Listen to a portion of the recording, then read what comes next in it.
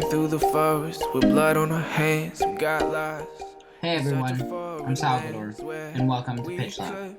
I'm a footballer living in the Midwest, and I love all things soccer. I started this channel to not only learn about football from professionals, but also to share the love for the game with people from all over the world. And welcome to Pitch Love. We ran the sea. She was the Hi guys, welcome to Pitch Love. I'm gathered here by Brandon Barnes. Brandon Barnes. He plays goalkeeper for Madison Forward FC. Tell us a little bit about your career. Where should I start? I guess I'll go with college. I started at Seton Hall University. I played for 4 years there. I redshirted 1 year, so I took that redshirt year and played at Bradley University, where I started and played every game there. After that, I spent a summer in the MPSL down with Laredo Heat, where we went undefeated for the regular season, and I think we won the sectionals, was it? So we were 14-0 for that. And then after there, I went to this camp called Prep for Pro, and that's really where I got my chance and got to be seen by coaches. And from there, I got signed with the Richmond Kickers back when they were in the USL Championship. Played a couple games with them, finished out my season, and then after that, they switched ownerships and dropped into the USL 1. And from there, I signed with Ford Madison. I had about 6 months with them, and then I got sent out to loan with Charlotte Independence. So I finished out the season with them last year, and then now I'm back at Ford Madison. Okay, that's awesome. So my first question is, who was the person who gave you your first big chance? I would say it's probably Adrian Clulo and John Roach, two guys, because they were both the owners of Prep for Pro at the time. Adrian Clulo was the goalkeeper coach for Richmond Kickers, and John Roach is the head of Prep for Pro. Initially, I'd gone to just open tryouts for different, USL Championship teams, and when I finished my tryout, I talked to Adrian, and he said that he thought that I had a massive potential, and he wanted to see me succeed. So he told me that I should come to his camp. And then once I got that invite, I got multiple offers to go play professionally from there. So you went to the camp, and then they were like, "Hey, you're amazing. Do you want to join a bunch of different teams?" Probably wasn't that easy. Well, but it's easy to say. No. There's a lot of hard work involved there. Yeah, sure. No joke. Number 2 is, what was the biggest struggle for you with becoming a professional soccer player? Oh, you know what? I had something in mind for that, but actually what really comes to mind is not giving up when things seemed hardest. There was a good stretch of time where I legitimately didn't think that I was going to make it. I didn't know if I was good enough. I didn't know if anyone was interested. I didn't know if I had my name out there even.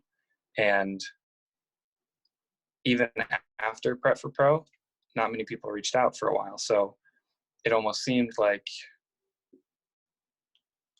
things were going to stop at the MPSL level. But as time went on, I made sure I didn't give up. I kept pushing, and I showed what I could really do in the MPSL, and the people at the camp, and the coaches, they saw that. So they believed in you. Yeah. They gave you a chance, and then they were the ones that lifted you up, and you're like, "Hey, you're at the professional level, so here's a contract."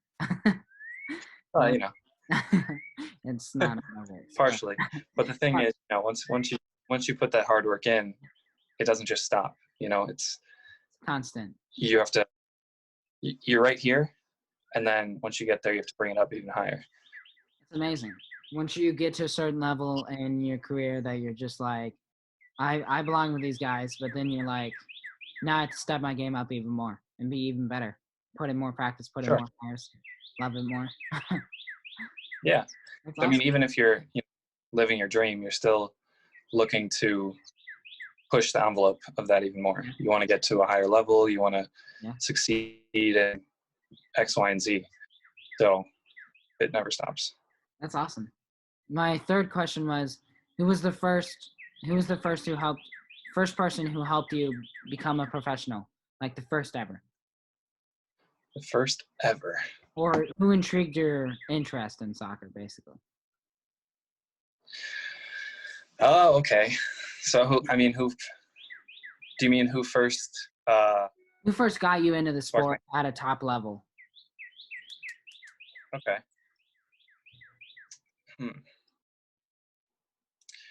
I would say it's tough. Dana Taylor, in Laredo Heat.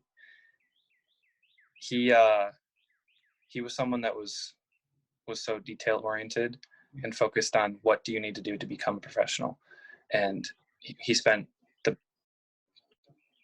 better part of those 3 months just working in the mentality of how you train like a pro, what you need to do to become a pro, and what are the habits of a good professional.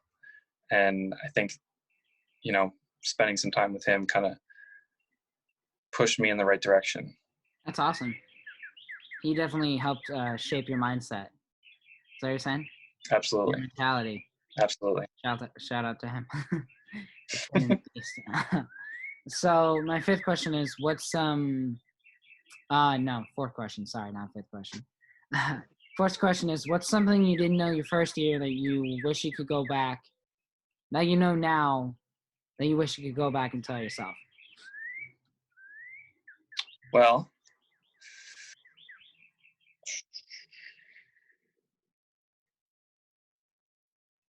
connections are everything. The Jimmies and the Joes. What's that? Nothing. That's it's a phrase. I heard it once. It's not always about the X's and O's. It's about the Jimmies and the Joes. I heard that. Oh, I see. Yeah, it's not about what you do. It's about who you know, kind of thing. Yeah, makes sense. And yeah, because the only reason I am where I am is because of the connections that I had, that I made in my first season, and I was lucky enough to make those. I didn't go in with the mindset of becoming everyone's friend. I looked at it like, okay, these are my competitors, and I'm gonna scratch and claw my way to the top, kind of thing, which is the mentality you want to have, but at the same time, they're your teammates, and you have to also be a good teammate as well as a good competitor. Yeah. So it's a weird mentality to have, and it's a weird balancing act. But once you get that, it helps a ton, because during the off seasons, our contracts change, and being a good teammate to someone and having a contact in X city, other than where you are, makes it a huge difference. It's awesome. that those connections will really help you get along the way. No joke. For sure. Number 5 was, what's some advice you give to a young 16-year-old trying to make it through the ranks of professional soccer? That one's tough. There's a lot of advice, to give.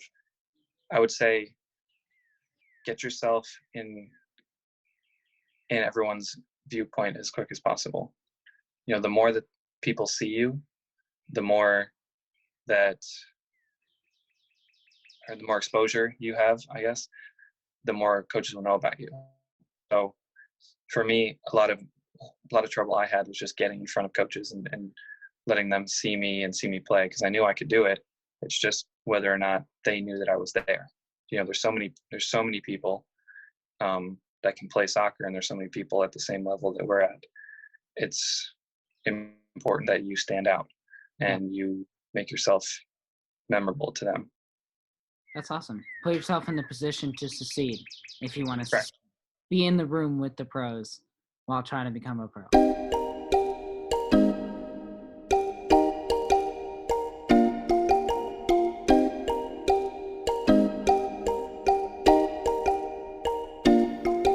We've been walking through the forest with blood on our hands. We got lost in such a foreign land where we could be free. We could be free. I'm a pagan, I'm a pilgrim, I'm a sinner, I'm a saint. I'm one of God's children that's descending from the snake. We've been deceived, we've been deceived. She was the morning sun, slowly exposed to her brilliance, slowly exposed to her brilliance.